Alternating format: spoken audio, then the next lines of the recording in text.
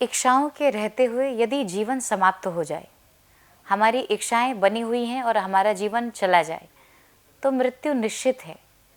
किंतु जीवन के रहते हुए हमारे अंदर की इच्छाएं ही चली जाएं, तो मुक्ति निश्चित है।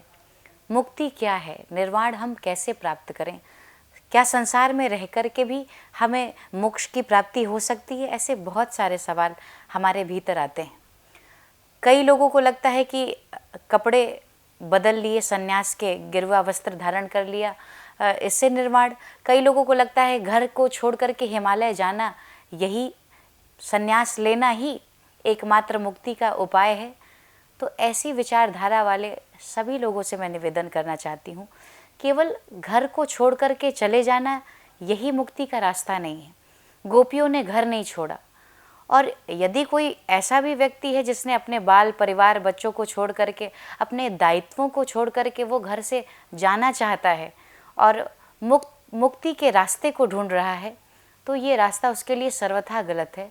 क्योंकि अपने घर में रहकर, यदि आप गृहस्थ आश्रम के व्यक्ति हैं, तो आप घर में रह करके अपने दायित्व को पूरा करते करते भी मुक्त हो सकते हैं। आप अपने बच्चे का भी कर्तव्य निभाइए, आप अपने पत्नी का भी कर्तव्य निभाइए, आप अपने माता और पिता का भी कर्तव्य निभाइए, सबके समाज का भी कर्तव्य निभाइए। सारे कर्तव्य को निभाते हुए भी आप मुक्त हो सकते हैं, शुद्ध बुद्ध मुक्त हो सकते हैं।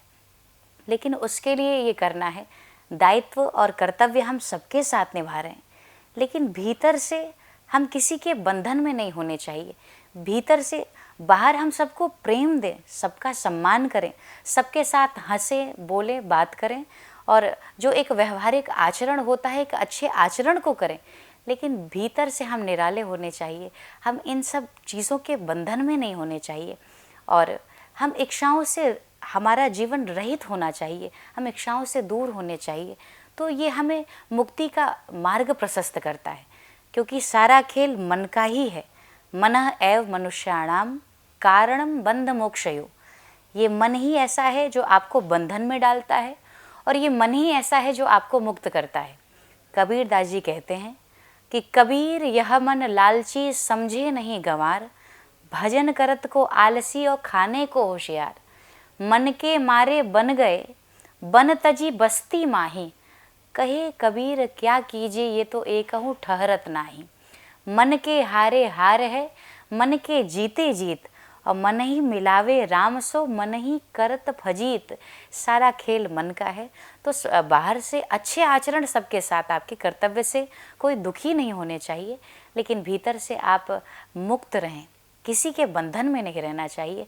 क्योंकि इच्छाओं का त्याग और मोह का त्याग ही मुक्ति का मार्ग प्रशस्त करता है। और जन्म जन्म मुनि जतन कराही, अंत राम कही आवत नाही। तो मन से ईश्वर से जुड़े रहें और बाहर से कर्तव्य का पालन करें, पर भीतर भगवान को धारण करें, और बाहर सबके कर्तव्य को निभाते हुए जो व्यक्ति इस संसार में भी चलता है वो मुक्त हो जाता है, वो निश्चित रूप से उसे मोक्ष की प्राप्ति हो जाती है। और एक निवेदन करना चाहती हूँ कि कपड़े रंगाने की ज़रूरत नहीं, तिलक धारण करने की भी ज़रूरत नहीं। यदि ये सब है तो बहुत अच्छी बात है। यदि आपके गले में कंठी है, आपके वस्त्र वैसे हैं, बहुत अच्छी बात है। तिलक धारण करते हैं, ये भी बहुत। लेकिन अगर किन्हीं परिस्थितियों में ये नहीं हो पा रहा है तो भी चिंता की बात नहीं है, क्योंकि किसी ने अपने कर्तव्य को नहीं छोड़ा। कबीरदास जी अपना कार्य, जुलाहा का कार्य करते थे। कबीरदास जी, रैदास जी तो चमड़े का काम करते थे। यानी ना तो व्यवसायिक को पुजारी बनने की ज़रूरत है, ना तो पुजारी को व्यापारी बनने की ज़रूरत है। आप जो भी कार्य कर रहे हैं आपको मोक्ष निश्चित रूप से मिलेगा। बस खेल है हमारे मन का, तो मन पर हमें काम करना शुरू कर देना चाहिए।